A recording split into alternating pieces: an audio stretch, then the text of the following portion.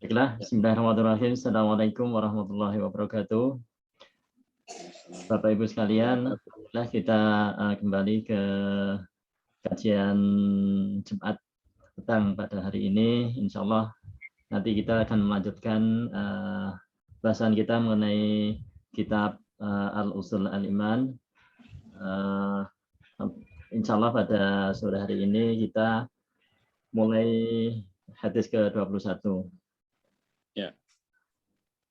Untuk membersihkan waktu, silakan Ustadz, kita mulai saja. Baik, bismillahirrahmanirrahim. Assalamualaikum warahmatullahi wabarakatuh. Waalaikumsalam warahmatullahi wabarakatuh. Innal hamdalillah nahmaduhu wa nasta'inuhu wa nastaghfiruh. Wa na'udzu billahi min syururi anfusina wa sayyiati a'malina. May yahdihillahu fala mudhillalah wa may yudlil fala hadiyalah. Asyhadu an la ilaha illallah wahdahu la syarikalah wa asyhadu anna Muhammadan abduhu wa rasuluh sallallahu alaihi wa ala alihi wa sahbihi wa man tabi'ahum bi ihsan wa sallama taslima amma ba'd. Jemaah sekalian yang dimuliakan Allah, kembali kita membaca hadis-hadis Nabi sallallahu alaihi wasallam dalam kitab kita Usulul Iman, pokok-pokok atau pilar-pilar keimanan. Kita masuki hadis yang ke-21, ya. Qala al-muallif rahimahullah wa anhu, yakni Abi Hurairah radhiyallahu an marfu'an, ajiba rabbuna min qaumin yuqaduna ilal jannati bis salasil, rawahu Ahmad wal Bukhari. Dan dari Abu Hurairah, semoga Allah meridainya, beliau berkata, Rasulullah Shallallahu Alaihi Wasallam bersabda, Tuhan kita takjub kepada orang-orang yang dituntun menuju surga dengan belenggu. Hadis diriwayatkan oleh Al-Imam Ahmad di dalam musnadnya, Al-Bukhari di dalam sahihnya nomor hadis 380.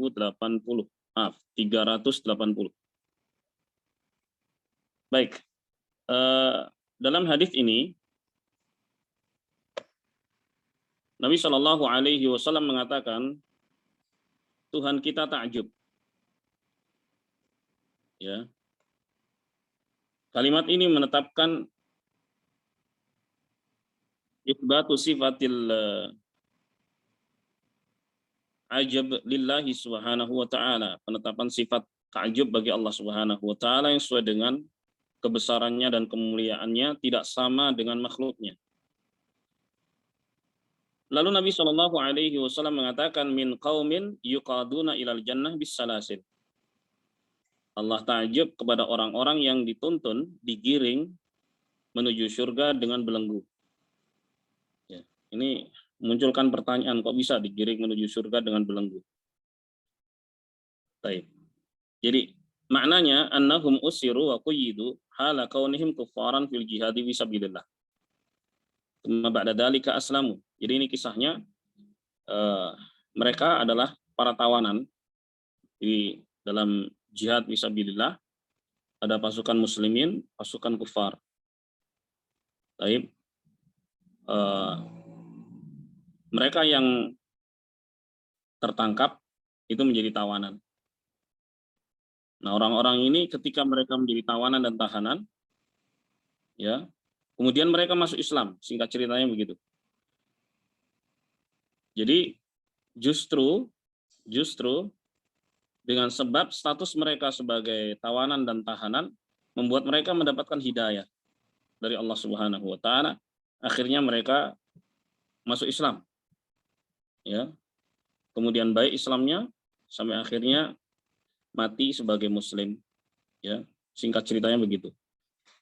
Jadi jemaah sekalian yang dimuliakan Allah, ternyata terkadang ada hal-hal yang menurut manusia itu tidak mengenakkan, tapi justru menjadi sebab baginya untuk mendapatkan anugerah dari Allah Subhanahu wa taala. Contohnya ini, ya, siapa yang suka jadi tahanan, siapa yang suka jadi tawanan, ternyata dengan sebab itulah dia mendapatkan hidayah, kemudian masuk Islam, dan mati di atas Islam, dan masuk ke dalam surga. Allahu Akbar. Dan Allah Subhanahu wa Ta'ala ta'jub terhadap mereka ini. Allah Subhanahu wa Ta'ala berfirman dalam surat Al-Baqarah ayat 216, Kutiba alaikumul qitalu wa huwa kurhul lakum. Diwajibkan kepada kalian untuk berperang, padahal peperangan itu tidak kalian sukai. Jadi siapapun nggak suka perang. Secara umum, perang itu tidak disukai.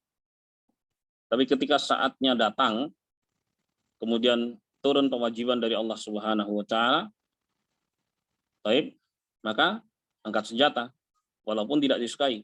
Wa asa an takrahu syai'aw wa huwa khairul lakum. Bisa jadi yang kalian benci, yang kalian tidak sukai justru baik buat kalian. Wa asa an tuhibbu syai'aw wa huwa syarrul lakum.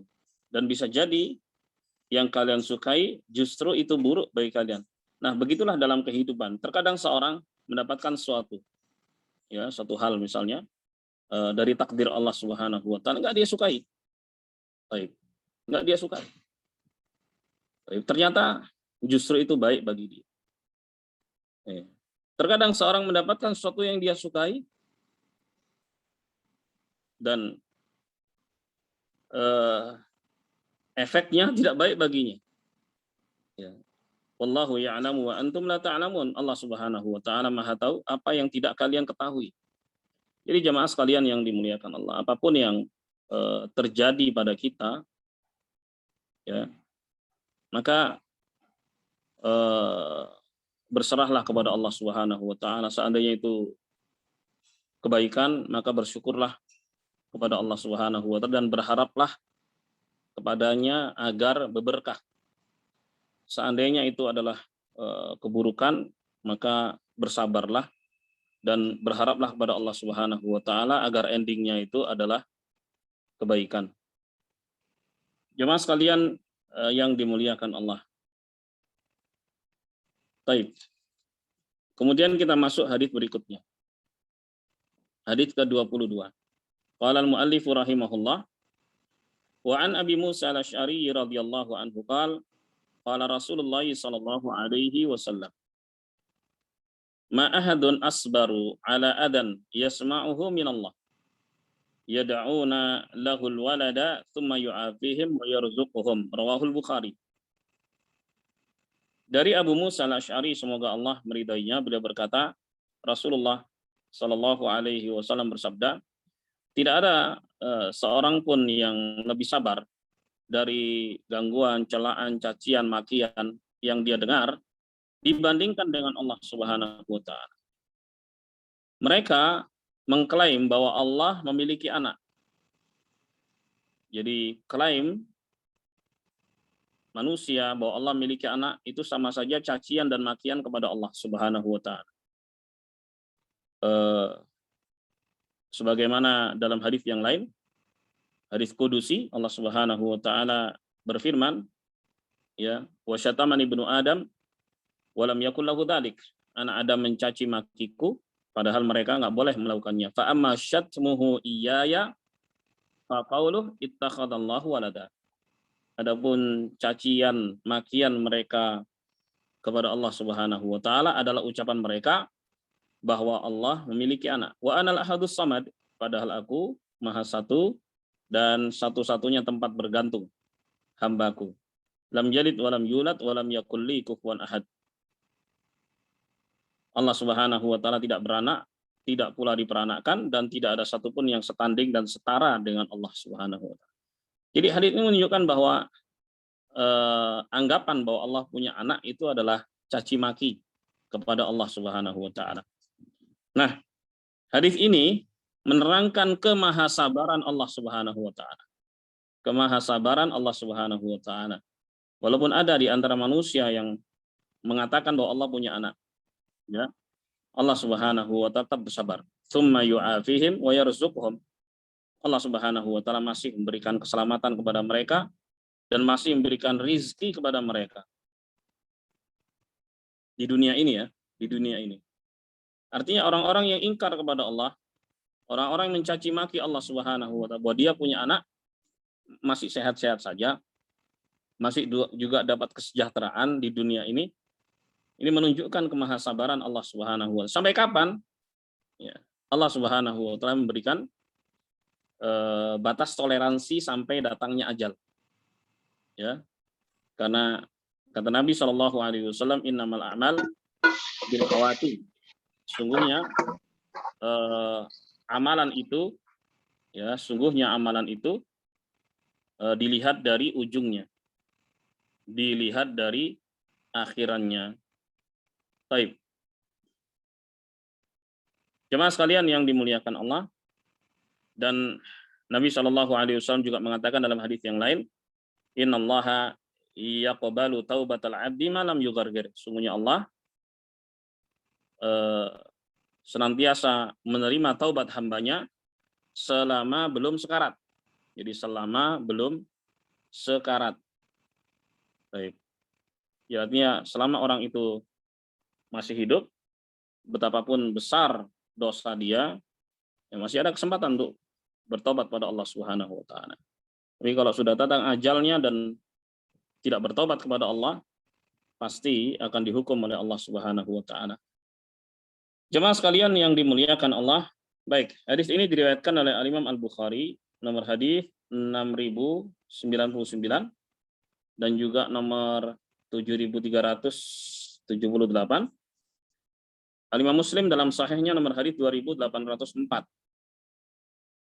Nah, hadis ini menunjukkan kemahasabaran Allah Subhanahu wa taala. Kemahasabaran Allah Subhanahu wa taala, dan Allah Subhanahu wa taala tidak langsung memberikan sanksi kepada hambanya yang mencaci makinya, kan tapi Allah masih memberikan apa? Memberikan tenggat kepada mereka. Baik. Kemudian di dalam hadis bahwa Allah Subhanahu wa taala yata'adza bi af'ali ibadihi. Allah Subhanahu wa taala tersakiti dengan perbuatan hambanya. Ya. Dalam surat Al-Ahzab ayat 57 Allah Subhanahu wa taala berfirman, innal ladzina yu'dzuna Allaha wa rasulahu la'anahumullahu fid dunya wal akhirah. Sungguhnya orang-orang yang menyakiti Allah dan Rasulnya, maka Allah Subhanahu wa taala melaknat mereka dunia akhirat. Maka Allah Subhanahu wa taala melaknat mereka dunia akhirat.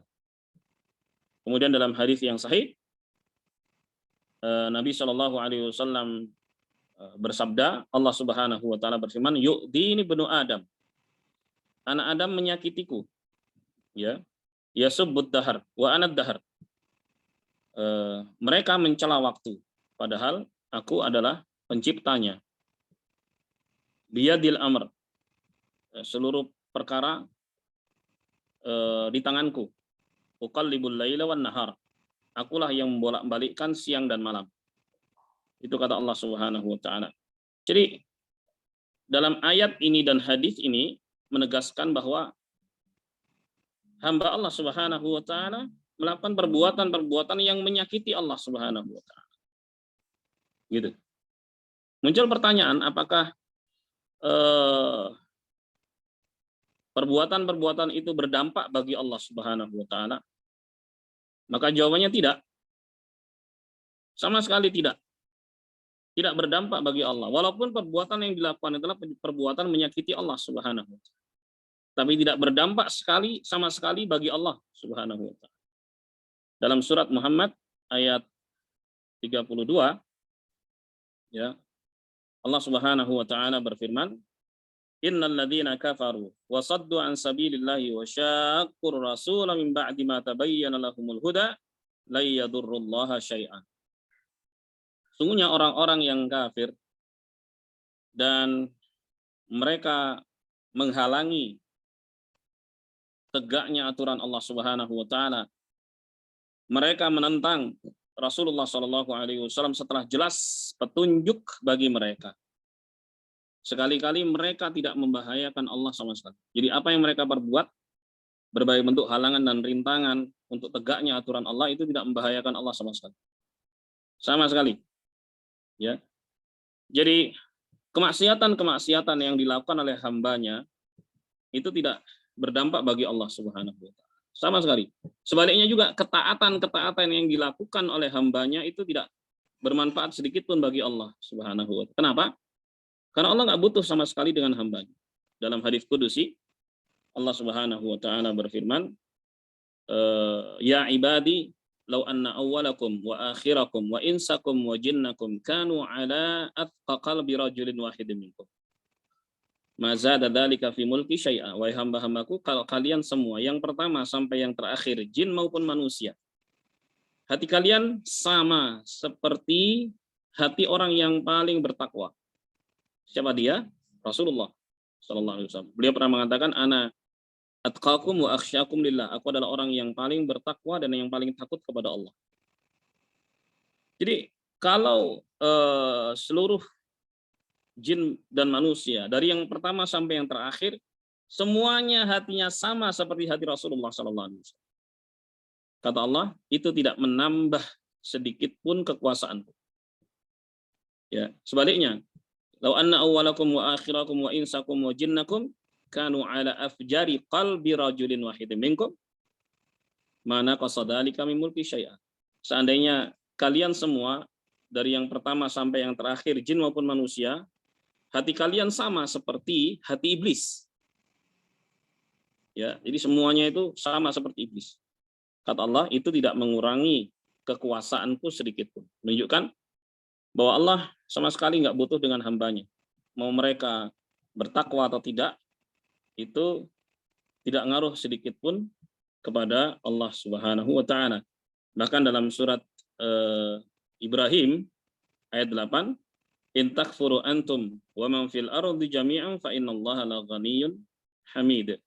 Jikalau kalian semua kafir, ya, dan semua yang ada di muka bumi semua kafir, maka Allah Subhanahu wa taala Maha Kaya dan Maha Terpuji, enggak butuh dan enggak ngaruh dengan kejahatan dan kekufuran kalian semua.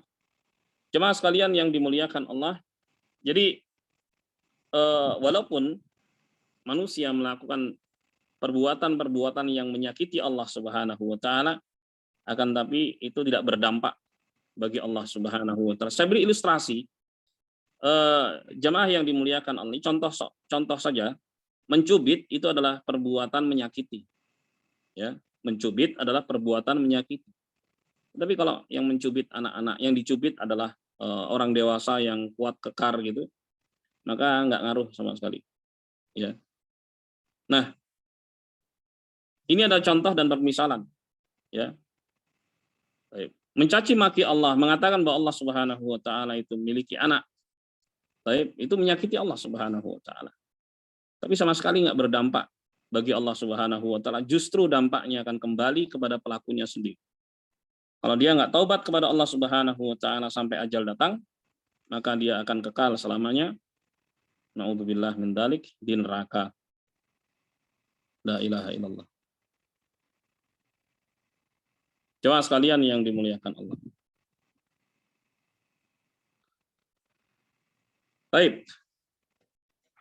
Itu tadi sejumlah faedah yang bisa dipetik dari hadis ke-22. Nah, jadi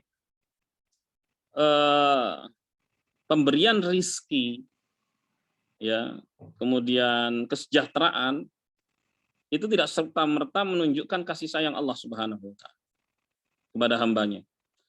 Tapi begitulah penilaian manusia secara umum. Ya.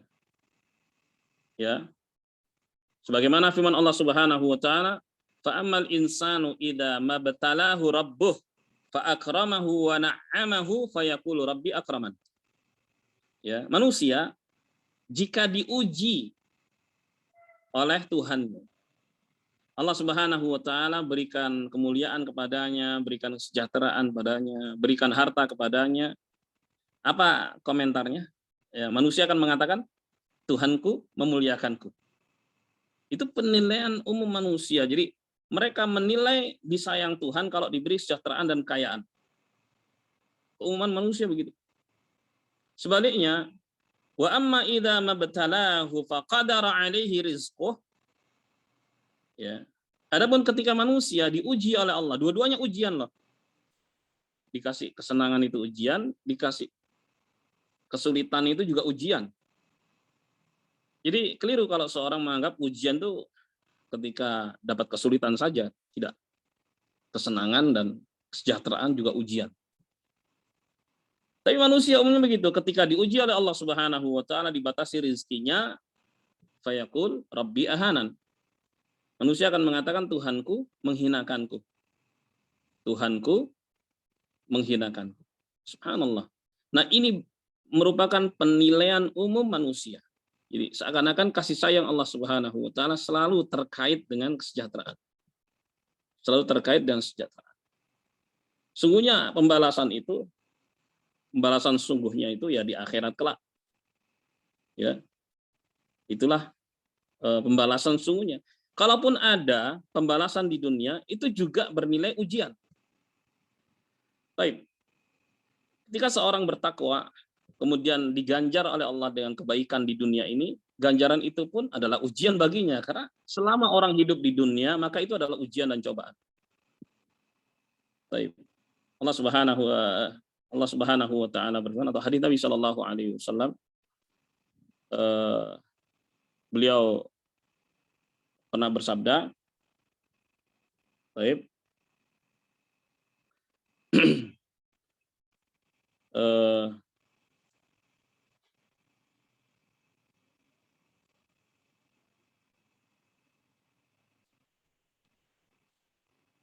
sebentar. Baik. Allah Subhanahu wa taala berfirman, "Wa may yattaqillah yaj'al lahu makhraja." Baik. Barang siapa yang bertakwa kepada Allah Subhanahu wa taala, maka Allah Subhanahu wa taala berikan jalan keluar, wa yarzuquhu min haitsu la yahtasib. Dan Allah Subhanahu wa taala akan berikan rizki kepadanya dari jalan yang tidak dia sangka, kan? Ada ganjaran di dunia. Ada ganjaran di dunia. Ya. Hakikatnya ganjaran kebaikan itu juga bernilai ujian. Setelah dia mendapatkan ganjaran itu, bersyukur nggak dia kepada Allah Subhanahu wa taala? Ya. Karena pembalasan sungguhnya itu hanya ada di akhirat kelak. Pembalasan sungguhnya itu hanya ada di akhirat kelak. Hadirin sekalian, jamaah yang dimuliakan Allah. Selama orang masih hidup di dunia, apapun kebaikan, apapun kesulitan, itu merupakan ujian dan cobaan baginya. Orang-orang yang beriman akan mampu ya mengatur hatinya.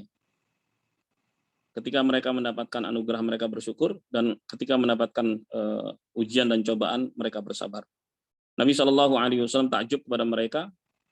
Kata beliau, ajaban li amril mu'min, inna amrahu kullahu lahu khair, wa laysa dzalika illa lil mu'min. Sungguh menakjubkan orang yang beriman, seluruh urusannya baik, dan itu tidak dimiliki kecuali oleh orang yang beriman. In asabathu sarra'u syakar fakana khairallah, wa in asabathu dharra'u sabar fakana khairallah. Kalau dia mendapatkan anugerah, dia bersyukur, dan itu baik baginya. Dan kalau dia mendapatkan musibah, dia bersabar, dan itu juga baik baginya. Jadi bagi orang yang beriman selalu baik. Apapun yang dia dapatkan, dinamika kehidupan yang dia hadapi, itu selalu baik. Kalau itu kebaikan bagi dia, dia bersyukur, itu baik. Kalau dia mendapatkan kesulitan dan hal-hal yang tidak menyenangkan, dia bersabar, dan itu juga baik bagi orang yang beriman. Luar biasa. Jadi jamaah sekalian yang dimuliakan Allah,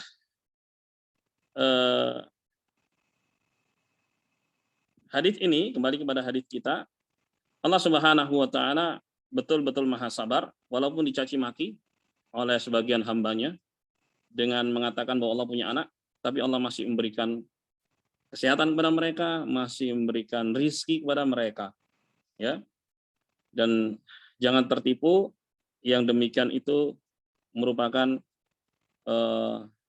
toleransi dari Allah Subhanahu wa taala. Baik, kalau manusianya tidak mau kembali kepada Allah, tidak bertobat pada Allah Subhanahu wa taala, maka dia akan diadab dan disiksa oleh Allah Subhanahu wa taala. Orang yang beriman tahu dia, ya. Orang yang beriman akan selalu berusaha mengikuti aturan-aturan Allah Subhanahu wa taala. Hadirin sekalian yang dimuliakan Allah. Baik, kemudian kita masuk kepada hadis berikutnya, hadis ke-23. Atau kita baca pertanyaan dulu ya sebelum kita sambung hadis berikutnya. Ini ada pertanyaan. Assalamualaikum Ustaz, bolehkah membaca Al-Quran dan dengan arti dan tafsirnya agar bisa memahami apa yang saya baca? Atau kadang saya mencoba untuk menghafalkan, tapi katanya harus ada gurunya. Tapi di saat ini keadaan saya sedang bekerja dan waktu yang sedikit, juga sangat sulit mencari guru. Banyak kajian Zoom dan YouTube, tapi ayat-ayat atau surah Al-Quran yang dibahas sangat terbatas. Apakah saya harus berhenti saja membaca Al-Quran karena memang tidak ada guru pembimbingnya? Jazakallah khair. Ya, tetap membaca Al-Quran, ya, tetap membaca Al-Quran karena membacanya saja itu merupakan ibadah dan mendapatkan pahala. Membacanya saja, ya, itu merupakan ibadah dan pahala. Dan pahalanya dilipat gandakan 10 kali, kata Nabi SAW. Per huruf. Ya. Rasulullah mengatakan, la aqulu alif lam mim harfun. Aku tidak mengatakan bahwa alif lam mim dihitung satu huruf. Alif lam mim.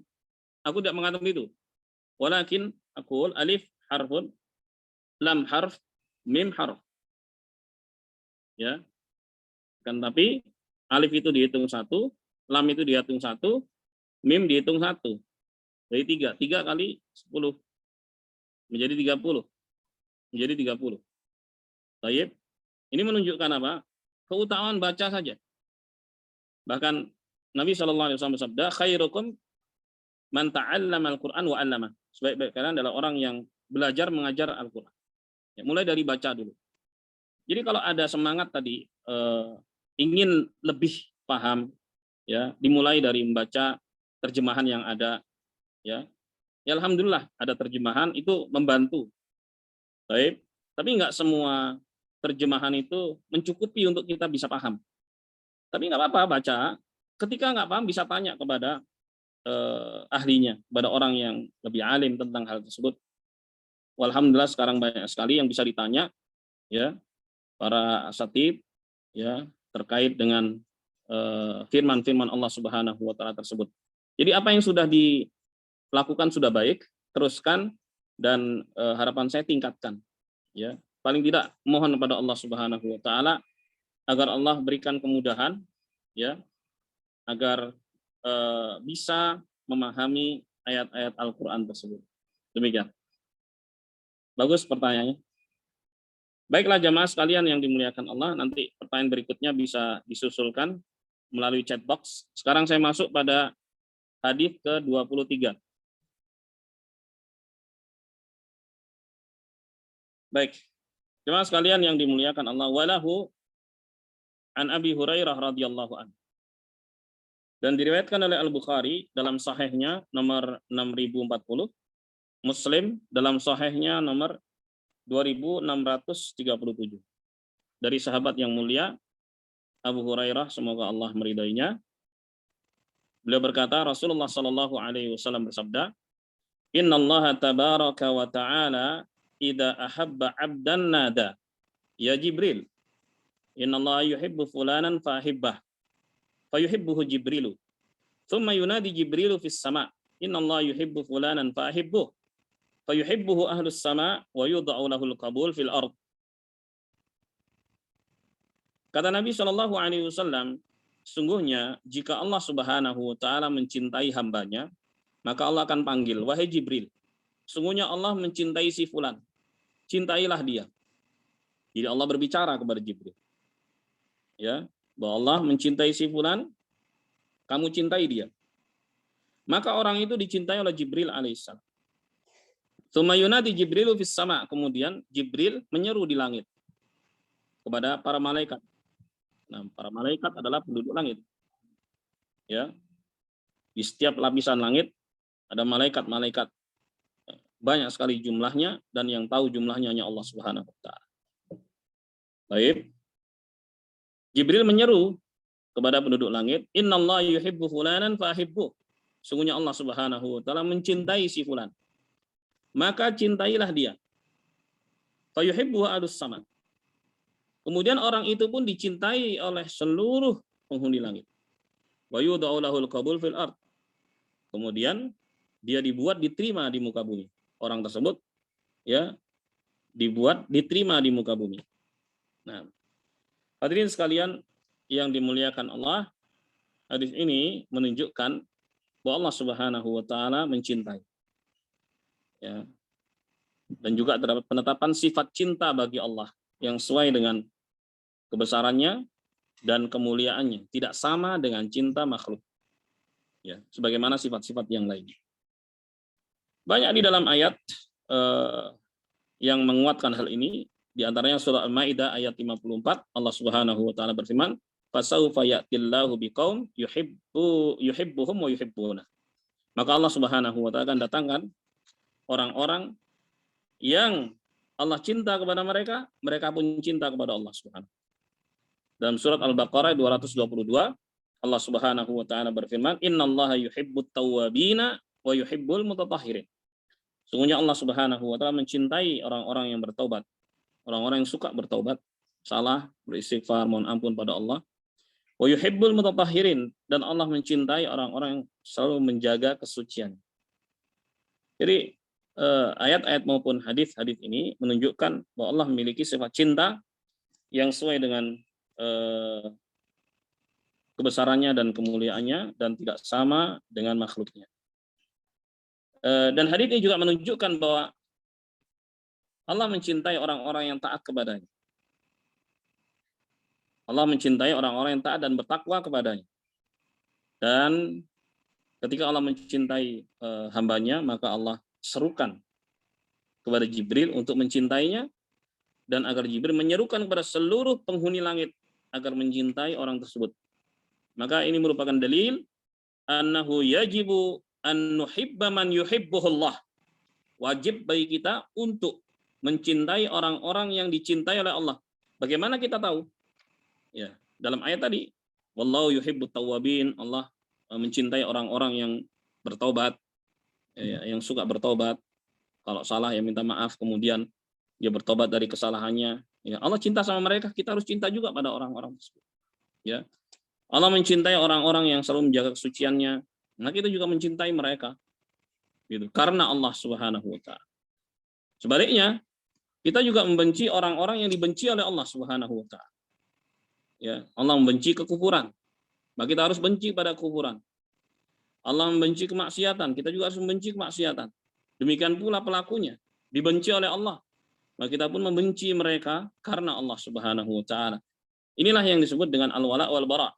Ya, sikap loyal dan berlepas diri, cinta dan benci karena Allah. Dan itu merupakan ikatan keimanan yang paling kuat. Dalam hadis Nabi SAW bersabda, "Awsaqu ural iman al-hubbu fillah wal bughdu fillah." Ikatan keimanan yang paling kuat adalah cinta karena Allah dan benci karena Allah Subhanahu wa taala. Baik, jemaah sekalian yang dimuliakan Allah. Kemudian di penggalan hadis yang terakhir, "Tsumma yudha'u lahul qabul fil ard." Ya. Kemudian orang itu dibuat menjadi orang yang dicintai di muka bumi. Ya. Baik. Nah, orang-orang yang beriman akan selalu dicintai di muka bumi. Dan tentunya yang mencintainya juga sama-sama beriman. Bukan berarti seluruh penduduk bumi harus mencintai dia. Karena kan penduduk bumi juga ada yang beriman, ada yang ingkar, ada yang kafir. Baik. Kalau kemudian dibenci oleh orang-orang kafir, ya wajar-wajar saja.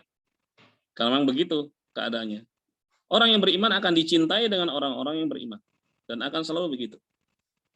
Baik. Allah Subhanahu wa taala berfirman dalam surat Maryam ayat 96. Innal ladzina amanu wa amilus solihati sayaj'alu lahumur rahmanu wudda. Sungguhnya orang-orang yang beriman dan beramal saleh, maka Allah yang Maha Pengasih akan menjadikan mereka dicintai di muka bumi. Itu dia. Siapa yang mencintai mereka? Tentunya sesama orang yang beriman. Dari sini kita mengetahui jamaah, at-ta'at sababun linaili mahabbatillah jalla wa ala wa mahabbatil malaikah wa alih. Jadi ketaatan menjadi sebab seorang mendapatkan cinta Allah Subhanahu wa taala, mendapatkan cintanya para malaikat, dan juga mendapatkan cintanya manusia yang beriman di muka bumi. Wal ma'asi alal aks. Sebaliknya, kemaksiatan itu mendatangkan kebencian dan kemurkaan Allah Subhanahu wa taala, kebencian dan kemurkaan para malaikat, serta kebencian dan kemurkaan orang-orang yang beriman. Ya. Allahumma musta'an. Hadirin sekalian, jamaah yang dimuliakan Allah. Kemudian kita masuk berikutnya hadis yang ke-24. Baik. Qala al-muallif rahimahullah wa an Jarir ibn Abdullah al-Bajali radhiyallahu anhu qala kunna julusan inda Nabi sallallahu alaihi wasallam id nadhara ila al-qamar lailatal badr.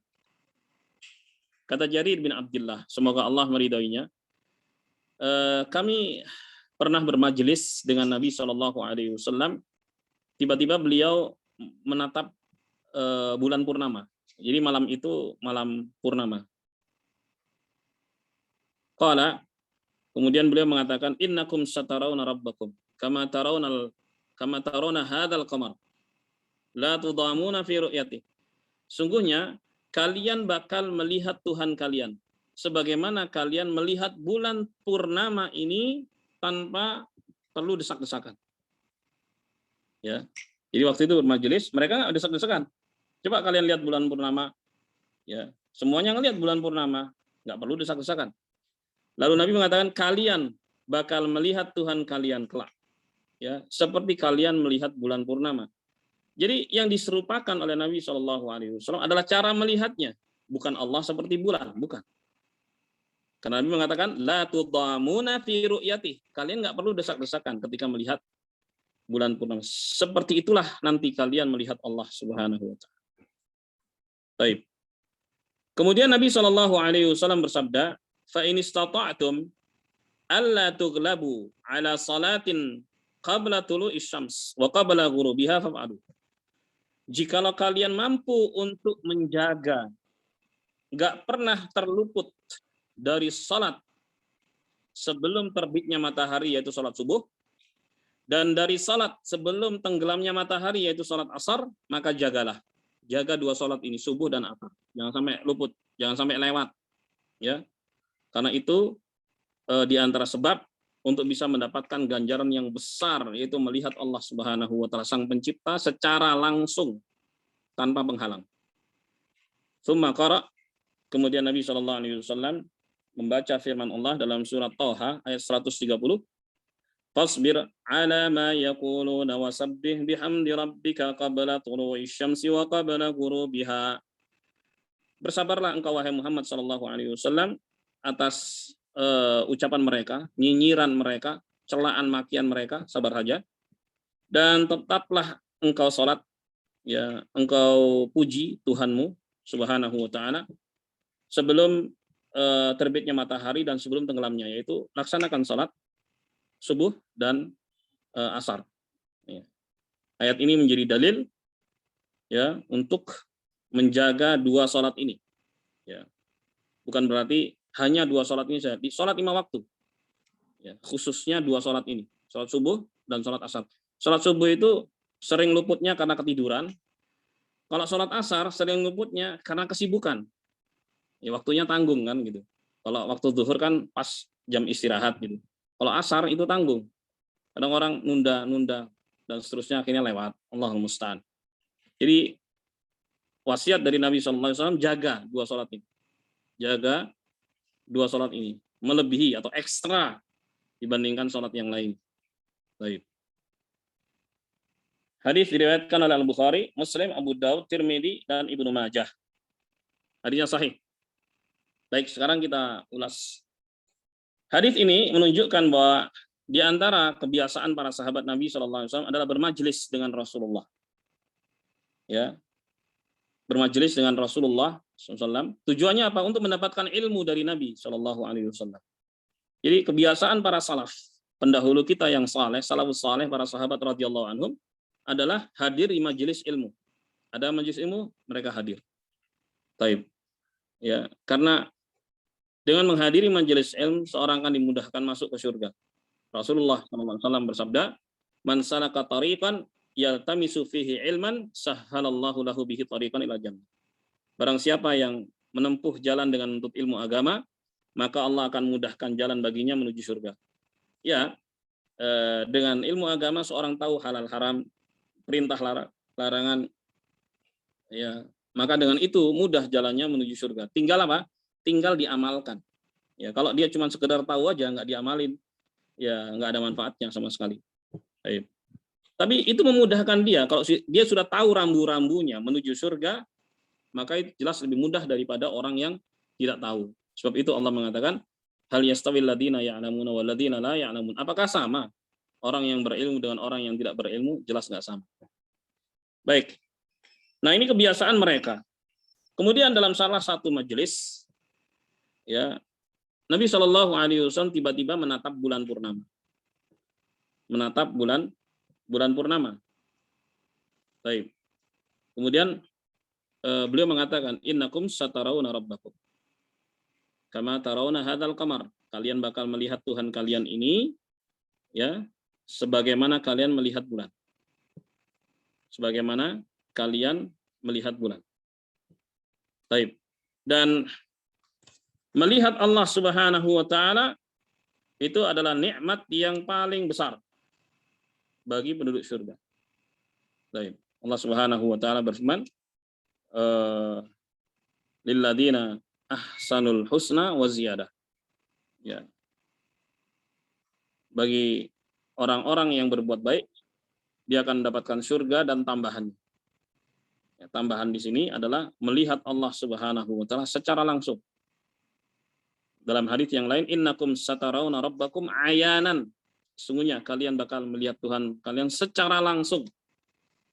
Ya, yang sekarang nggak bisa dilihat, nanti bisa dilihat. Bahkan makhluk yang paling mulia nggak bisa melihat Allah Subhanahu wa taala. Nabi Muhammad SAW. Bahkan ketika berhadap-hadapan langsung untuk menerima perintah sholat 5 waktu, Jibril hanya nganterin, nggak ikut menghadap Allah Subhanahu wa taala. Hanya Rasulullah menghadap Allah untuk mendapatkan perintah sholat 5 waktu secara langsung. Seorang sahabat bertanya, hal ra'aita rabbak ya Rasulullah? Apakah engkau melihat Tuhanmu, wahai Rasulullah? Beliau mengatakan, nurun anna ara. Hanya cahaya, aku nggak bisa melihatnya. Jadi memang di fase dunia, ini kan fase dunia sekarang ini, Allah nggak bisa dilihat. Dalam hadis Nabi SAW bersabda, hijabuhun nur, hijab Allah adalah cahaya. Lau kasyafahu la ahraqat subuhatu wajhi man taha ilaihi basaruhu min khalqi. Jika hijab Allah Subhanahu wa taala dibuka, maka sinar wajah Allah Subhanahu wa taala akan membakar seluruh yang dipandang oleh Allah Subhanahu wa taala. Baik. Begitu pula Musa alaihi salam pernah meminta kepada Allah Subhanahu wa taala agar Allah menampakkan diri. Ya. Maka Allah berfirman kepadanya, "Lan tarani, sekali-kali engkau wahai Musa enggak bisa melihatku." Yaitu di fase dunia. Ya. Walakin endur ilal jabal, akan tapi lihatlah ke gunung, fa in istaqarra makanah fasaufa tarani.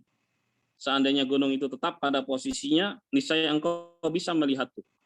Falamma tajalla rabbuhu lil jabal. Ketika Allah Subhanahu wa taala Tuhannya menampakkan diri kepada gunung, ja'alahu dakka wa kharra Musa sa'iqa.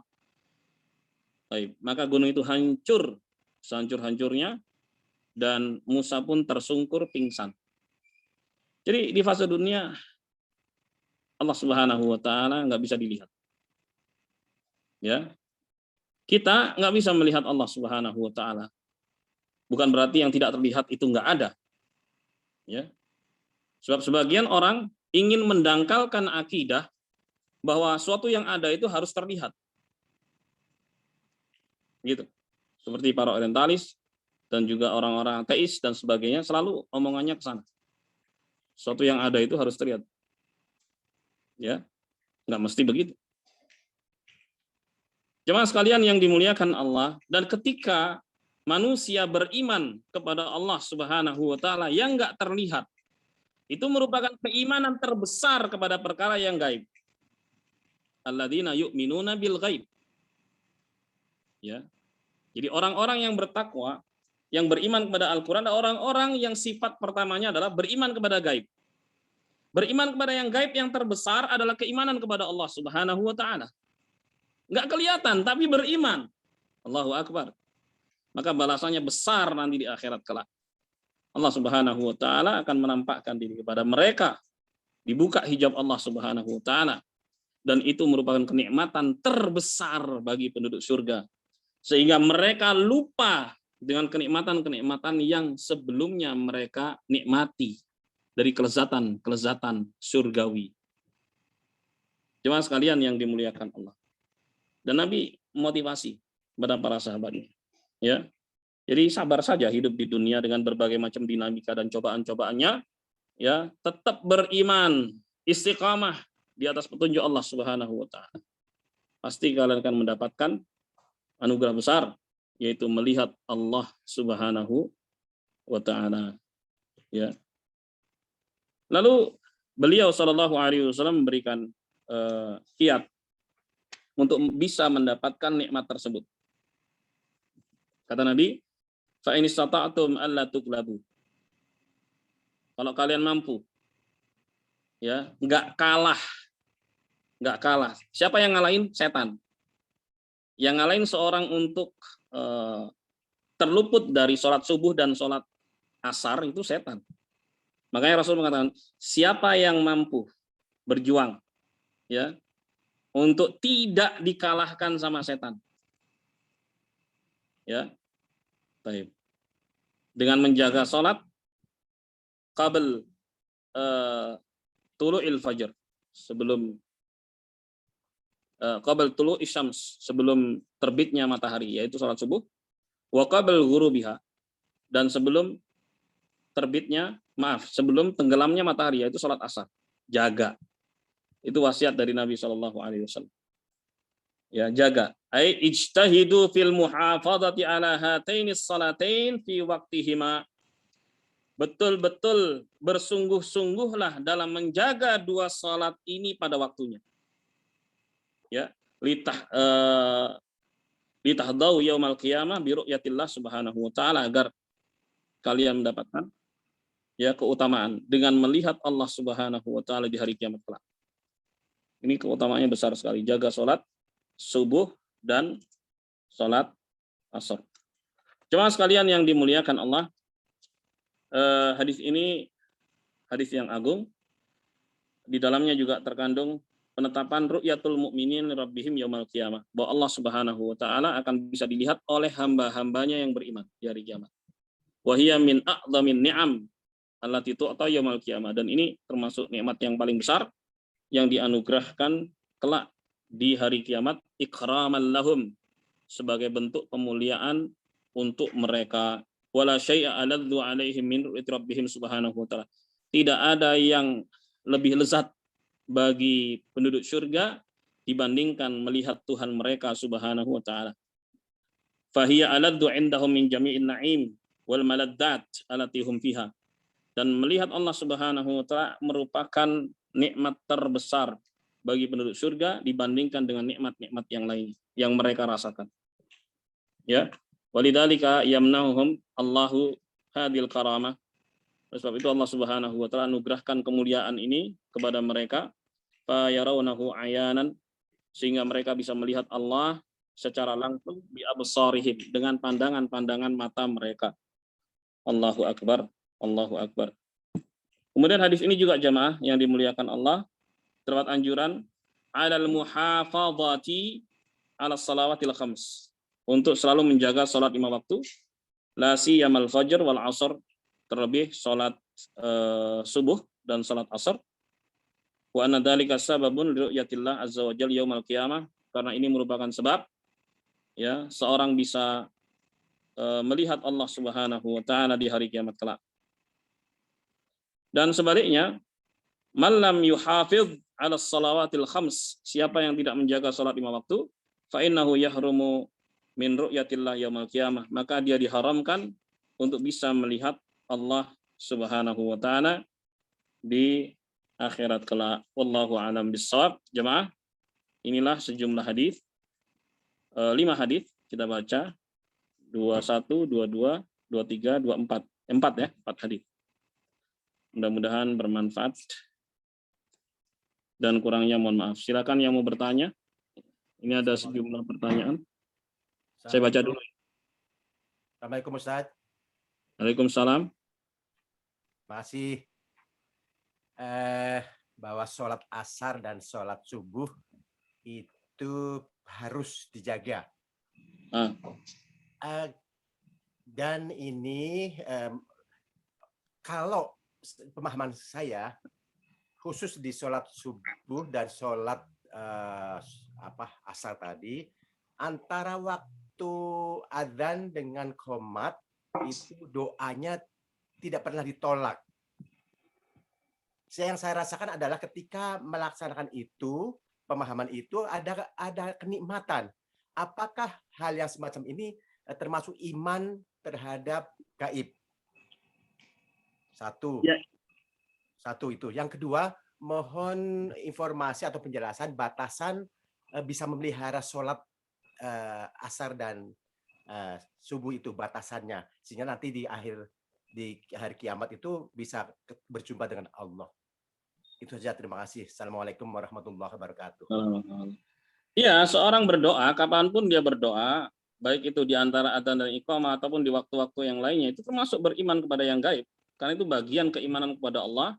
Karena dia percaya kepada Allah, beriman kepada Allah, maka dia berdoa pada Allah. Itu bagian darinya.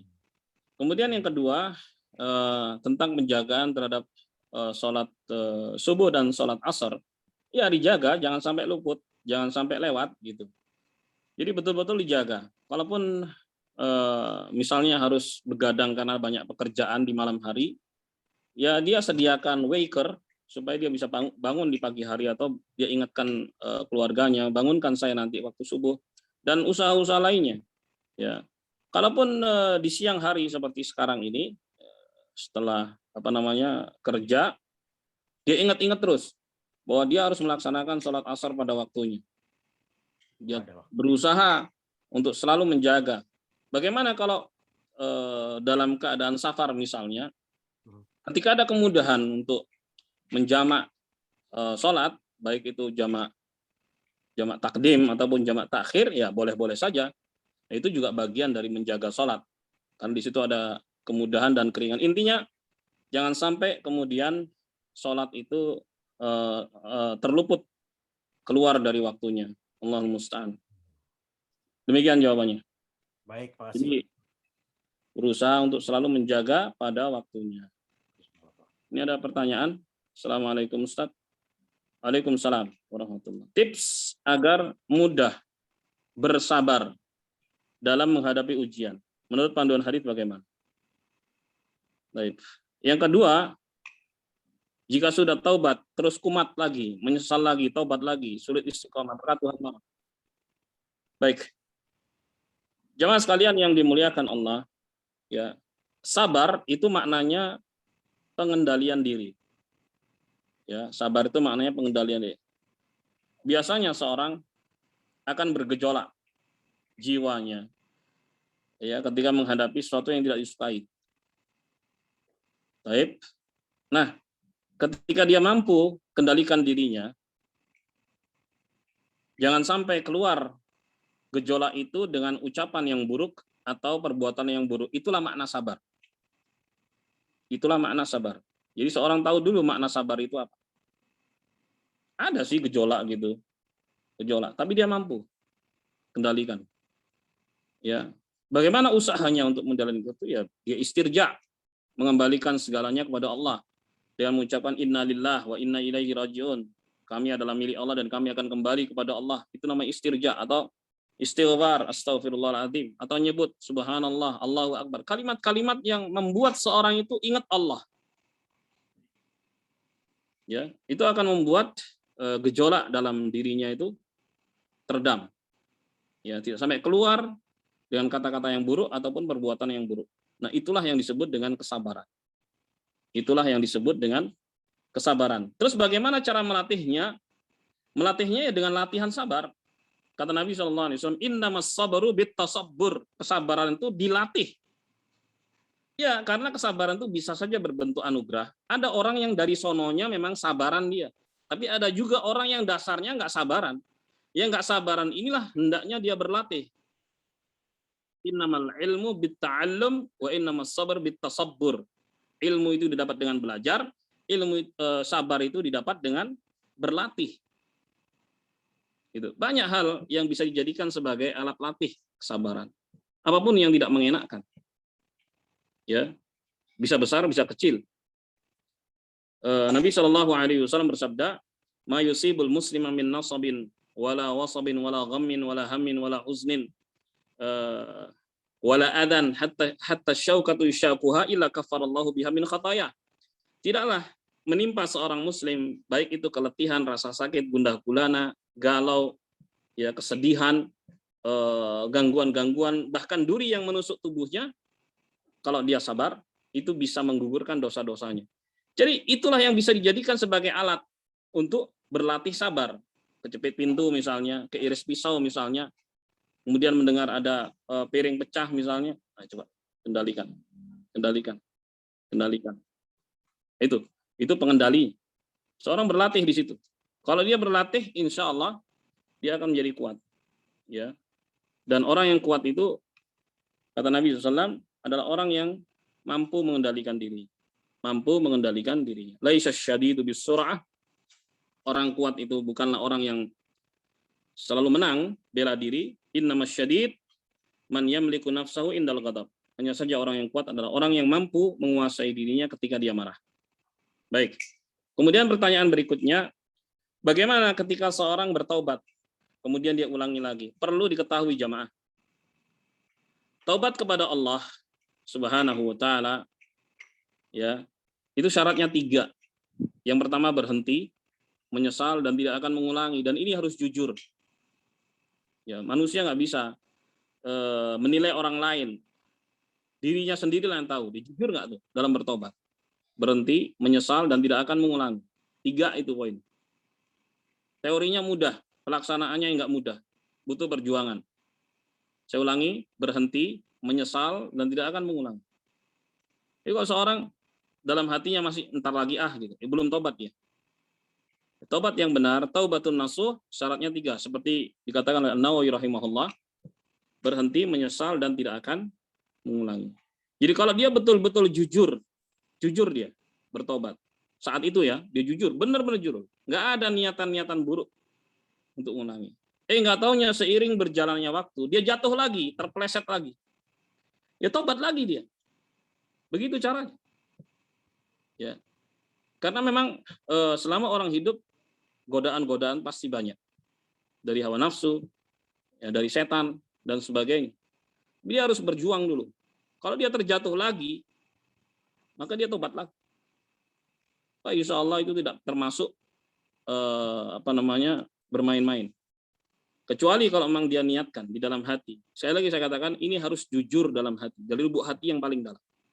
Seorang bertobat, ya 3 ini, berhenti, menyesal dan tidak akan. Itu kalau kaitannya antara dia dengan Allah. Tapi kalau ada kaitan dengan sama, maka 3 itu tadi ditambah 1. Dia minta maaf pada orang lain, atau minta dihalalkan, atau mengganti apa yang pernah dia rusak atau dia ambil dari orang lain. Baik, kalau belum selesai, maka belum selesai di akhirat. Ya, maka pengadilan di dunia itu masih lebih ringan daripada pengadilan di akhirat. Ya, Allahul musta'an. Penyelesaian di dunia masih lebih ringan daripada penyelesaian di akhirat. Kan di akhirat nggak ada lagi alat bayar kecuali amal saleh. Makanya Nabi pernah menyebut ada orang yang bangkrut. Dia menghadap Allah dengan banyak amal saleh, tapi dia banyak mendolimi orang lain, sehingga amal solehnya itu dipakai untuk nebus kedolimannya kepada orang lain. Dan bahkan dia memikul dosa orang lain karena kebaikannya habis. Allahul musta'an. Akhirnya dia dimasukkan dalam neraka, dan itulah orang yang bangkrut di akhirat kelak. Na'udzubillah min dzalik. Jadi itu jawabannya, semoga bermanfaat. Masih ada pertanyaan lagi? Silakan. Pak Rahmat. Silakan Bapak Ibu yang ingin bertanya, kami berikan kesempatan.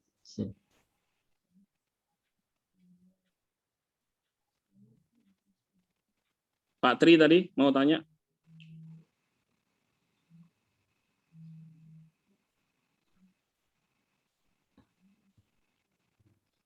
Nggak jadi. Kayaknya cukup Ustaz. Cukup ya. Mungkin bisa disimpulkan. Alhamdulillah. Baik jamaah, ini yang bisa disampaikan, semoga bermanfaat. Dan kurangnya mohon maaf, semoga Allah selalu memberikan taufik hidayah pada kita semua. Amin. Selamatkan kita di dunia maupun di akhirat kelak. Amin ya rabbal alamin. Kita akhiri, subhanakallahumma bihamdik, asyhadu an la ilaha illa anta, astaghfiruka wa atubu ilaik. Terima kasih. Assalamualaikum warahmatullahi wabarakatuh. Waalaikumsalam warahmatullahi wabarakatuh. Jazakallah khair Ustaz.